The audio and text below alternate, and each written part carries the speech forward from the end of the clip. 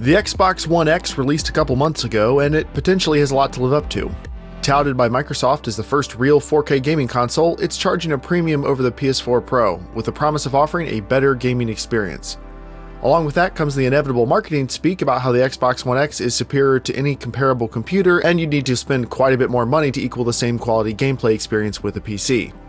On the one hand, there's some truth to that. The Xbox One X has a number of specific features that would cost a lot more than $500 to build into a PC, like an Ultra HD Blu-ray player and vapor cooling. But you have to keep in mind that it's literally impossible to put together an Xbox that can do everything a PC can do, even if they're both Windows machines that share a lot of games. They're really just totally different systems. So please understand that today we're going to be talking about gaming performance, not every feature of either platform. If you've never seen one of my videos before, I have this series called the Potato Masher, where I take a budget PC and compare it against the PS4, and then I put in a better GPU and compare it against the PS4 Pro. Here are the specs of that PC named the Potato Masher Pro. The goal is not to pick on consoles, but to show budget gamers what type of experience they can expect to have on a PC that costs about the same as a console. Over a year ago, when I started the Potato Masher Pro series, this PC was worth roughly $450. To be fair, the current crypto craze is making it hard to build a good, affordable PC with new parts right now, so it might be hard to match this price-to-performance ratio with a PC unless you go used, at least for the moment, but normally this is very doable. The hard drive is smaller than the X1 X, and it doesn't have a Blu-ray drive of any kind, but I was curious how gaming performance would compare to the X1 X. The GTX 1060 is a great value graphics card, and I suspect that the X1 X isn't exactly a $1,000 gaming PC equivalent, good as it might be and despite what tons of people on YouTube and other tech blogs who don't know what they're talking about might say. So I installed 6 games that are either popular on the Xbox or have had good X1 X patches. It would be easy to cherry pick bad examples of optimization or graphics tech on either system, but I'd like to see both systems at their best. Both systems were recorded using an Elgato 4K 60 capture card, so there should be no difference in capture quality. I've got time codes below for each game, and before we start, I want to thank everyone who supports me on Patreon. This video cost a lot of money to get going, and I couldn't have done it without your support. Thank you. Alright, let's get to it. Gears of War 4 has 2 modes in the Xbox One X, Performance and Visuals. Performance runs the campaign at a targeted 1080p and 60 FPS, which is a welcome change for a gaming console.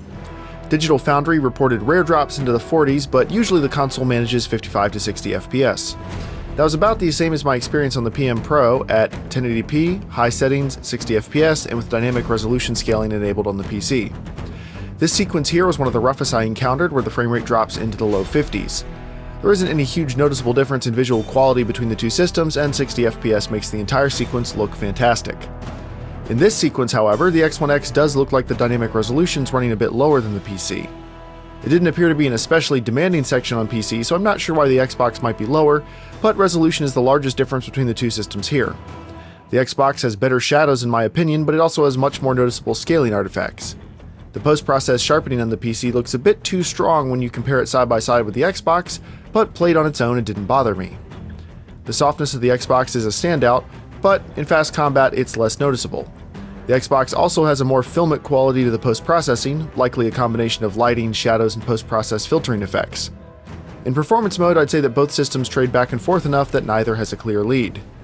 In visuals mode, the Xbox aims for 4K and a locked 30 FPS. The Masher Pro is capable of 4K at very high settings and a locked 30 FPS. Resolution appears to be all but identical on both systems, but there are a few other large differences. In this mode, the filmic look seems to have flipped to the PC, leading me to think that it's a combination of lighting, depth of field, and post-processing effects. The PC does pull ahead here, showing better shadows, lighting, and ambient occlusion, and leaving the Xbox looking flatter. In a nice twist compared to most games on the PS4 Pro, the Xbox One X is using what appears to be the highest level textures and anisotropic texture filtering on par with the PC. In fact, in this scene, the large rock on the right appears to be using slightly sharper textures than the PC. That's the only place I noticed a real difference, so it's possible it's just a slow loading texture on the PC, but nevertheless, the Xbox One X and Masher Pro are both delivering a real 4K experience here. Both systems are more or less tied in performance mode, and the Masher Pro has an overall visual lead in visuals mode.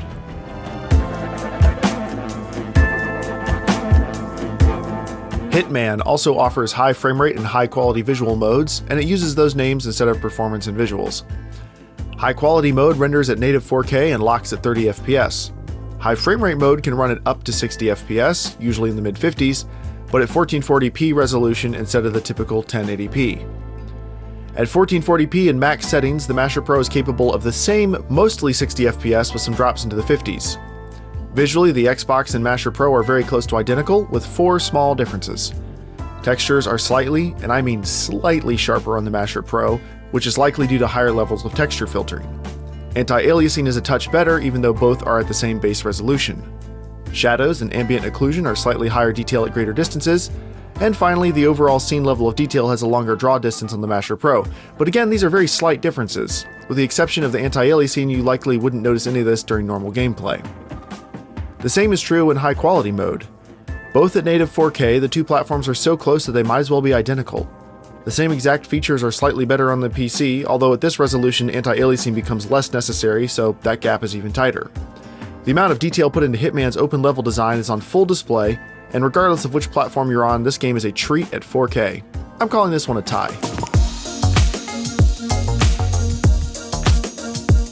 Now, recent Forza games have not been well optimized on PC at launch, and the same was true for Forza 7. It's in better shape now, but if I'd recorded footage even a month earlier, there would have been noticeably more bugs on the PC. As it is, the Masher Pro is playing at 4K, high settings, and 60 FPS. The Xbox One X is also at 4K and 60 FPS, with some dynamic quality scaling built in. However, most of the time the Xbox looks to be running almost maxed out settings. Aside from a slight color cast difference that could easily be a small dynamic weather difference, there are only 3 differences worth noting. The most noticeable is blockier, less accurate motion blur on the Xbox. At 60